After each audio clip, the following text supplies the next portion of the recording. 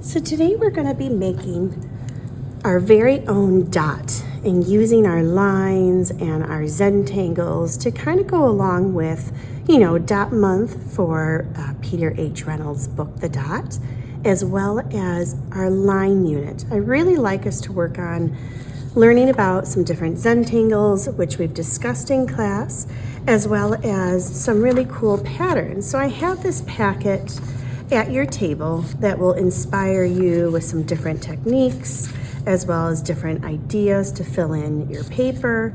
You can look on the back, there's lots of different ideas to fill in as well, and just to inspire you. So I want you to really take your time today and go nice and slow. This is not something I want us to finish in one day. So what I want us to do is we are going to take our marker and I'm going to have you draw a circle on your paper. So the first thing I want you to do is draw a nice thick circle, or you can draw any circle, and it does not need to be perfect. That's the beauty about the dot. So we're going to go nice and thick, just like this. So remember, with our markers, you want to use the side of our marker. If you do a thin line, you're going to do a nice thin with our marker. If you want a nice thick line, you go on the side and do a nice thick line, okay? All right, so once you have this done, I then want you to draw at least 10 or 12 lines coming out. You can make them straight, you can make them thin, it's up to you. So I'm just gonna, I got 2, 3,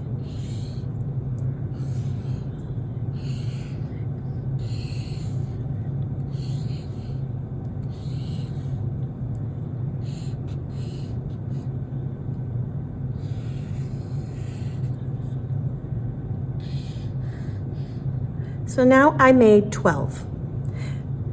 Now that I have that, I'm gonna go back and I'm gonna make it nice and thick. So you can see I'm making these lines really thick with the side of my marker, because we really want it to stand out of where we're going with our Zentangles.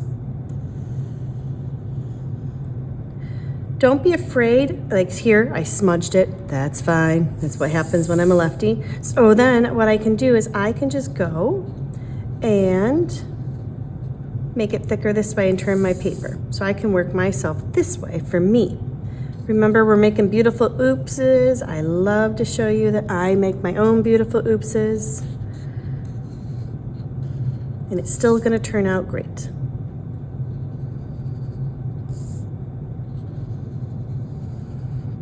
All right, so there you can see I've got the outline of my design here. The next thing is I want you to take your time looking at this packet and these ideas that are in here. You might look and go, how do I do that? I would like to do this birch tree or some of these cool puddles in here or the weeping. So what you're gonna do is I recommend don't make it thick. We wanna make it nice and thin so it really stands out for us, okay? And turn your paper for what works best for you. For example, for my puddles of this particular one, I'm gonna do a couple big puddles like this. I'm gonna stay in each section is gonna be a different Zentangle.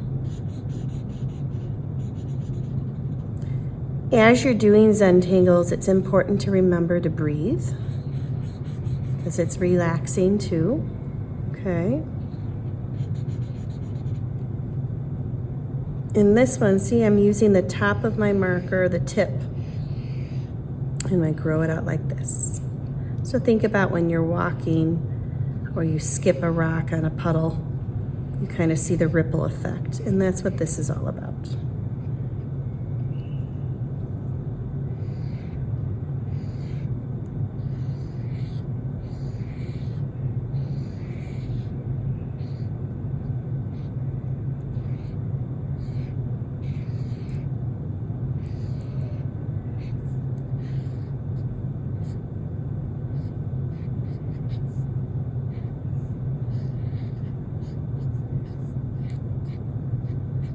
All right, so already I've got one done, and I want you to just take your time and do the rest of these. Just really build, see which ones inspire you, and take it from there, okay?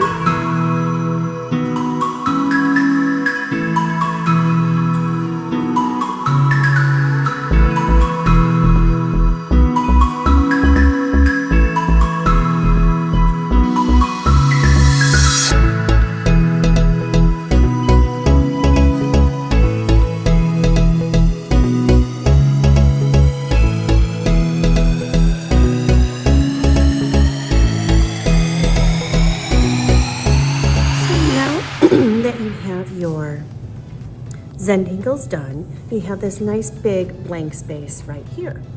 So what we're going to do is we're going to add our pop of color.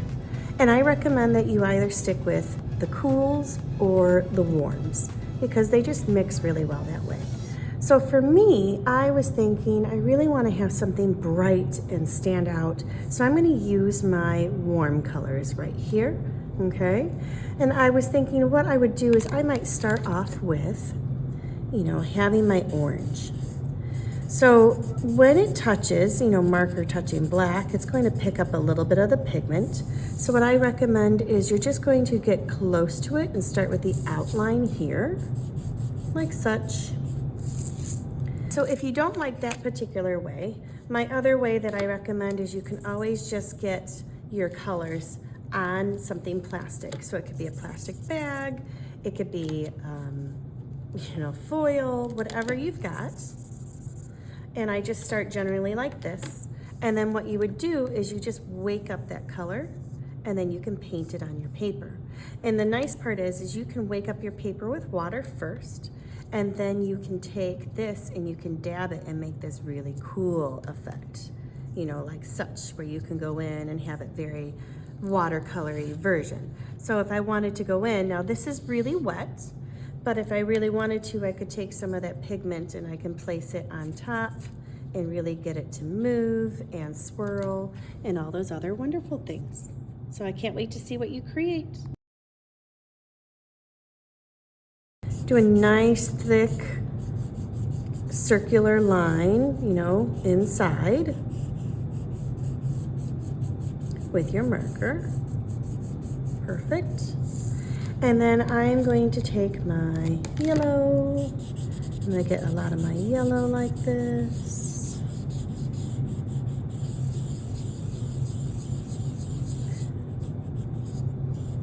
And don't worry about getting every single part. We're going to blend it in with some water. And then I've got a nice bright pink in here. I just thought I'd make a bright pop of pink right in the center, just like that.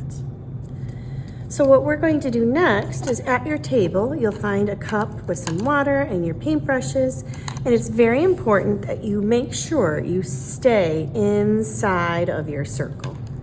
So you're going to take your water and you're going to wake up your markers. You can make any design. If you don't want to just have like the circular part here, you can do something completely different. It's up to you. I'm going to wake up a little bit of the black so you can see what happens when you touch some of that. And there we go. So you're just going to have your very own vibrant part. Now, if there's a second way that you can do this too, is we can work on a plastic bag. And what you can do with the plastic bag is have, let's see,